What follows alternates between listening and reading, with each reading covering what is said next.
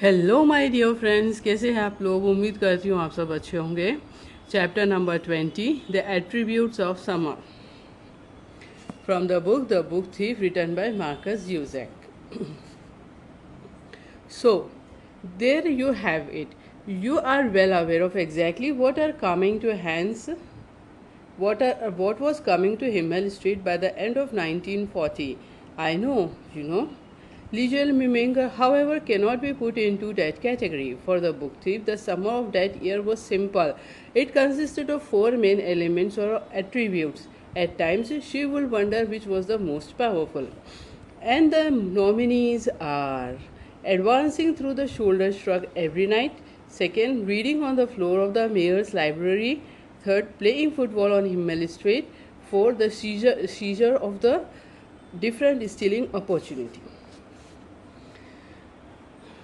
The shoulder shrug, she decided, was excellent. Each night, when she calmed herself from her nightmare, she was soon pleased that she was awake and able to read a few pages. Papa asked her, and Leisure would nod. Sometimes they would complete a chapter the next afternoon down in the basement. The authorities' problem with the book was obvious. The protagonist was a Jew and he was presented in a positive light, unforgivable. He was a rich man who was tired of letting life pass by him, that what he referred to as the shrugging of the shoulders to the problems and pleasures of the person's time on earth. In the early part of summer in Molching, as Liesel and Papa made their way through the book, this man was traveling to Amsterdam on business, and the snow was shivering outside. The girl loved that. The shivering snow did exactly what it does when it comes down. She told Hans Huberman. They sat together on the bed, Papa half asleep and the girl wide awake. Sometimes she watched Papa as he slept, knowing both more and more less about him than either of them realized. She often heard him and Mama discussing his lack of work or talking despondently about hence going to see their son only to discover that the young man had left his lodging and was most likely already on his way to war. Sculf got Papa, the girl said at those times, sleep well, and she slipped around him out of bed to turn off the light. The next attribute, as I have mentioned, was the mayor's library. To exemplify that particular situation, we can look to a cool day in late June. Rudy, to put it mildly, was incensed. Who did Liesel Mimenger think she was, telling him she had to take the washing and ironing alone today? Wasn't he good enough to walk the streets with her? Stop complaining. So, Cole, she reprimanded him. I just feel bad. You are missing the game. He looked over his shoulder. Well, if you put it like that, there was a Somengel. You can stick your washing. He can off and wasted no time joining a team. When Liesel made it to the top of Himmel Street, she looked back just in time to see him standing in front of the nearest makeshift goals. He was waving. Soccer, she laughed, and as she held up her hand, she knew completely that he was simultaneously calling her a Somansh. Somansh. I think that as close to love as 11-year-olds can get. She started to run to Grand Stresse and the mayor's house.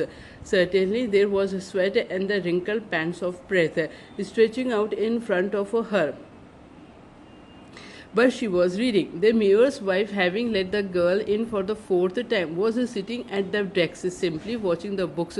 On the second visit, she had given permission for Liesel to put one out and go through it, which led to another and another, until up to a half a dozen books were stuck to her, either clutched beneath her arm or amongst the pile that was climbing higher in her remaining hand. On this occasion, as Liesel stood in the cool surrounds of the room, her stomach growled, but no reaction was forthcoming from the mute, damaged woman. She was in her bed, bathrobe again. She was in her bathrobe again, and although she observed the girl several times, it was never for very long. She usually paid more attention to what was next to her, at something missing. The window was open wide, a square, cool mouth with occasional gusty surges. Leisure sat on the floor. The books were scattered around her.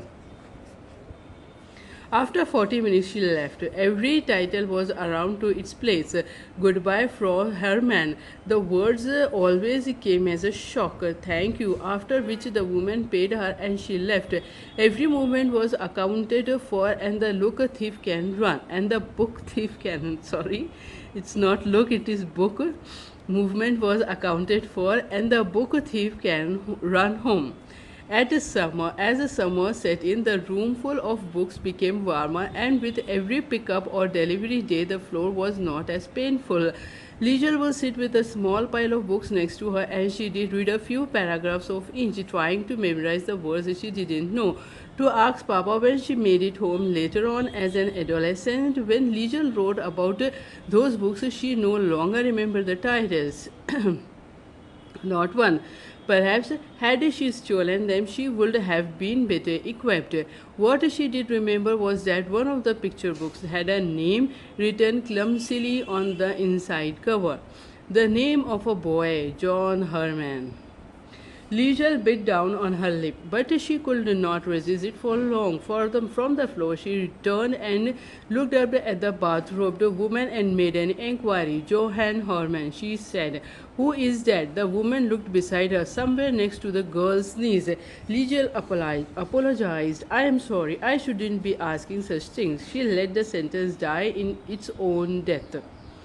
The woman's face did not alter, yet somehow she managed to speak. He is nothing now in the world, she explained. She was my.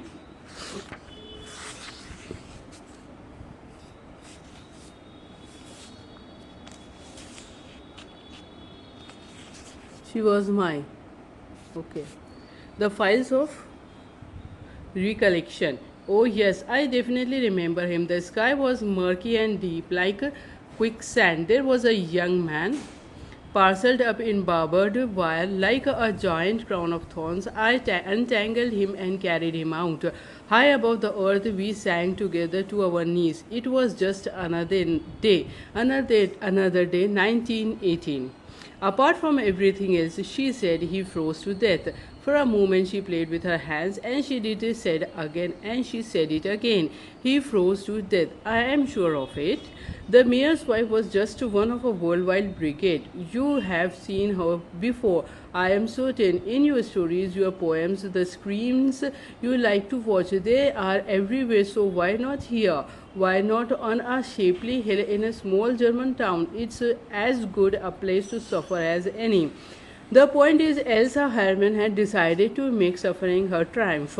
When it refused to let go of her, she succumbed to it. She embraced it. She could have shot herself, scratched herself, or indulged in other forms of self-mutilation. But she chose what she probably felt was the weakest option, or to at least endure the discomfort of the weather. For all Leisure knew, she prayed for summer days that were cold and wet. For the most part, she lived in the right place. When Leisure left that day, she said something with great uneasiness. In translation, two giant words were struggled with,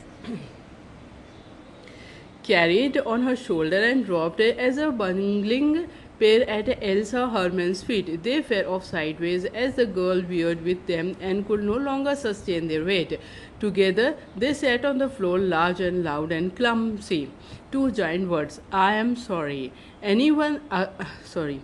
Again, the mayor's wife watched the space next to her, a blank page face. For what? She asked, but time had elapsed by then. The girl was already well out of the room. She was nearly at the front door. When she heard it, leisurely stopped, but she chose not to go back, preferring to make her way noiselessly from the house and down the steps.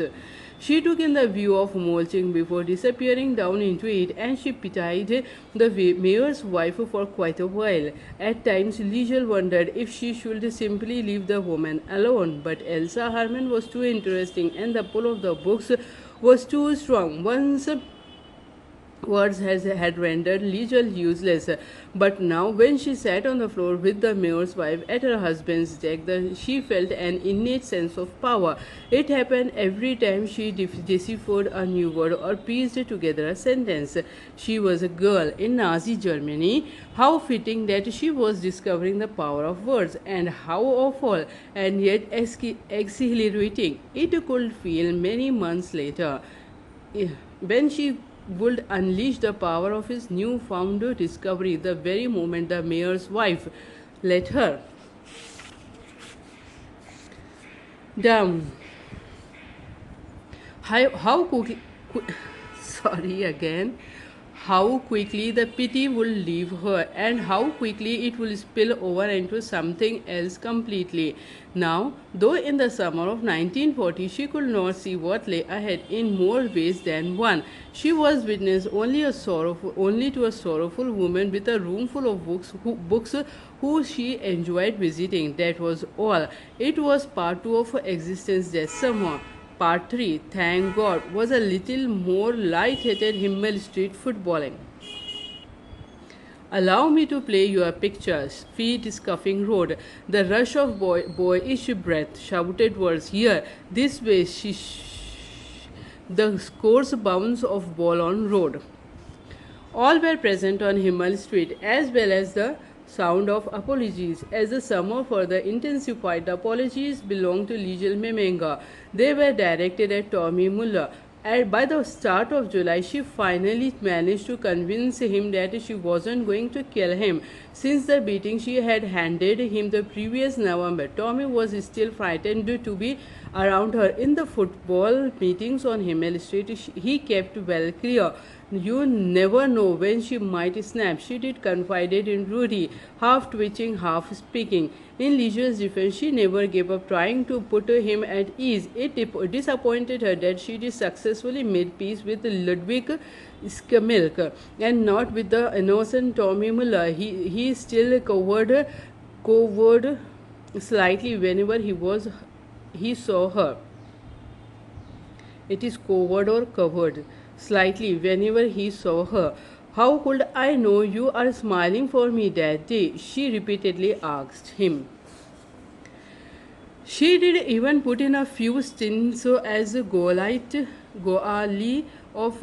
for him until everyone else on the team begged him to get back in there. A boy named Harold Mollenhall finally ordered him, "You are useless." This was Tommy tripped him up as he was about to score. He would have awarded himself a penalty but for the fact that they were on the same side. Liesel came back out and would somehow always end up marking Rudy. They would tackle and trip each other, call each other names. Rudy will commentate. She can't get around him this time. The stupid Somench arch globler. She hasn't got a hope. He seemed to enjoy calling Liesel an arse scratcher. It was one of the joys of childhood. Another of the joys, of course, was stealing. Part 4, summer 1940. In fairness, there are many things that brought Rudy and Liesel together, but it was the stealing that cemented their friendship completely. It was brought about by one opportunity, and it was driven by one inescapable force: Rudy's hunger. The boy was permanently dying for something to eat. On top of the rationing situation, his father's business wasn't doing so well of late. The threat of Jewish competition was taken away, but so were the Jewish customers. The teenagers were scratching things together to get by. Like many other people on the Himmel Street side of town, they needed to trade. Liesel would have given him some food from her place, but there wasn't an abundance of it there either. Mama usually made pea soup. On Sunday night she cooked it, and not just enough for 1 or 2 repeat performances. She made enough pea soup to last until the following Saturday. Then on Sunday she did cook another pea soup, bread, sometimes a small portion of potatoes. or meat. You ate it up and you didn't ask for more and you didn't complain. At first, they did things to try to forget about it. Rudy wouldn't be hungry if they played football on the street, or if they took bikes from his brother and sister and rode to Alex Steiner's shop or visited Liegel's papa. If he was working that particular day, Hans Huberman would sit with them and tell jokes in the last night light of afternoon. With the arrival of a few hot days, another distraction was learning to swim in the Ampo River. The water was still a little too cold, but they went anyway. Come on, Rudy coaxed her in. Just here, it isn't so deep here. She couldn't see the giant hole she was walking into and sank straight to the bottom. Dog paddling saved her life. Despite nearly choking on the swollen intake of water, you sucker, she accused him while she collapsed onto the river bank. Rudy made certain to keep his distance. He did see what she did to Ludwig Skimmel. You can swim now, can't you? Which didn't particularly cheer up as she marched away. Her hair was pasted to the side of her face and snot was flowing from her nose. He called after her, "Does this mean I don't get a kiss for teaching you?" Sokol, the nerve of them. It was inevitable. The depressing pea soup and Rudy's hunger finally drove them to thievery. It inspired their attachment to an older group of kids who stole from the farmers, fruit stealers, after a game of football. Both Liesel and Rudy learned the benefits of keeping their eyes open. Sitting on Rudy's front step, they noticed Fritz Hammer, one of their older counterparts, eating an apple. It was of the clear variety, ripening in July and August, and it looked magnificent in his hand. Perhaps 3 or 4 more of them bulged in their jacket pockets. They wandered closer. "Where did you get those?" Rudy asked. The boy only grinned at first. He then proceeded to pull an apple from his pocket and toss it over. "Just to look at it," he warned them. "Don't eat it." The next time they saw the same boy wearing the same jacket on a day that was too warm for it, they followed him. He led them towards an upstream section of the Ampo River.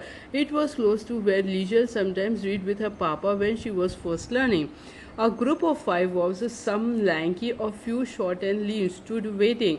There was a few such groups in Molching at the time. Some were with members as young as 6. The leader of this particular outfit was an agreeable 15-year-old criminal named Arthur Berg. He looked around and saw the two 11-years-old behind them.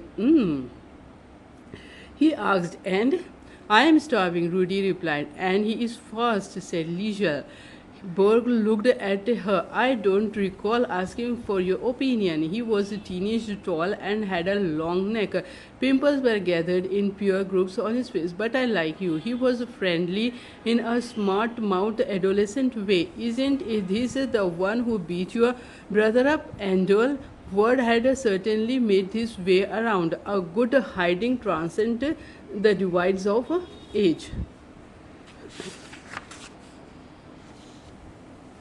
Another boy, one of the short, lean ones with shaggy blonde hair and ice-colored skin, looked over. "I think so." Rudy confirmed it.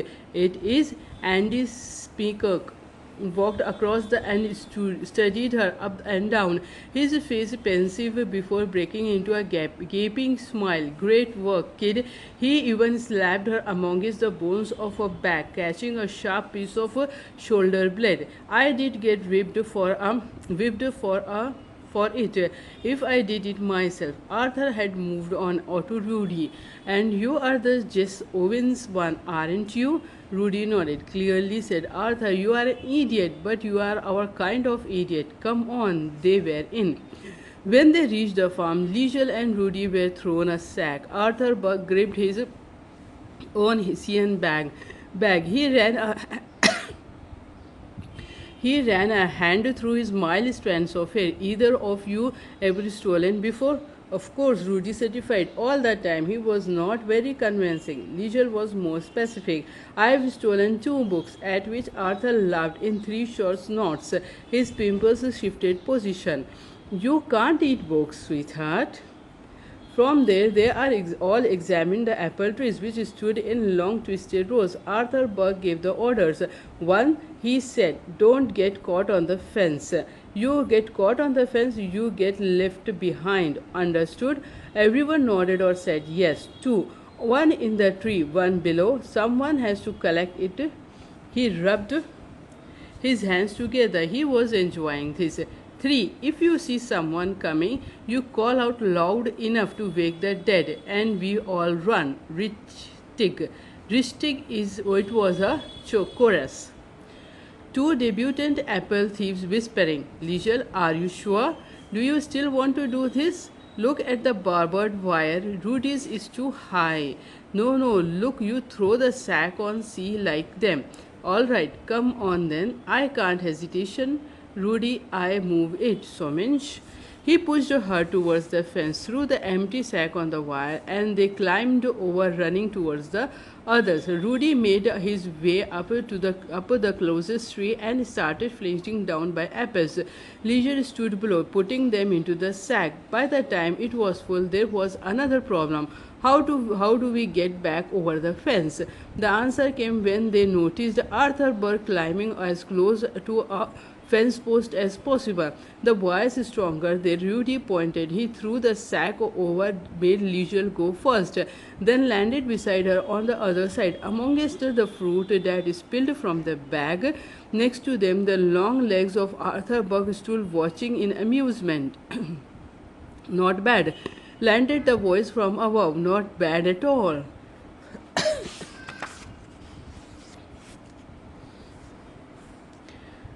When they made it back to the river, hidden amongst the trees, he took the sack and gave Liesel and Rudy a dozen apples between them.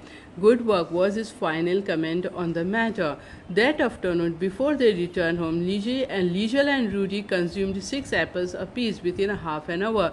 At first, they entertained thoughts of sharing the fruit as their respective homes, but there was a considerable danger in that. They didn't particularly relish the opportunity of explaining just where the fruit had come from.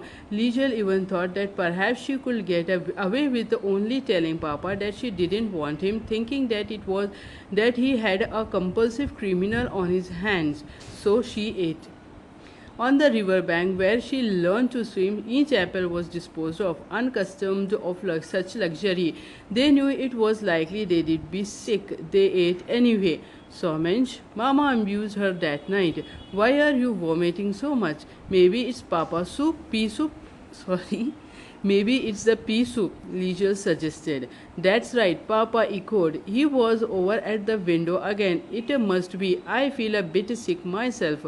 Who asked you, Sokol? Quickly she turned back to face the vomiting Somench. Well, what it is, you filthy pig? But Liesel said nothing. The apples, she thought happily. The apples, and she vomited one more time for luck. यहाँ पे हमारा chapter number 20 finish होता है, जो काफ़ी लेंदी था. 23 minutes लग गए मुझे रीड करने में, और थोड़ी गले में प्रॉब्लम भी होने शुरू हो गई, पढ़ते पढ़ते खराश हो रही है. तो वो हम मिलेंगे विथ नेक्स्ट चैप्टर में 21, the Aryan shopkeeper from the book thief, written by Markus Zusak. कैसी लगी मेरी रीडिंग आप कमेंट्स करके ज़रूर बताएं friends. Thank you very much and bye for now.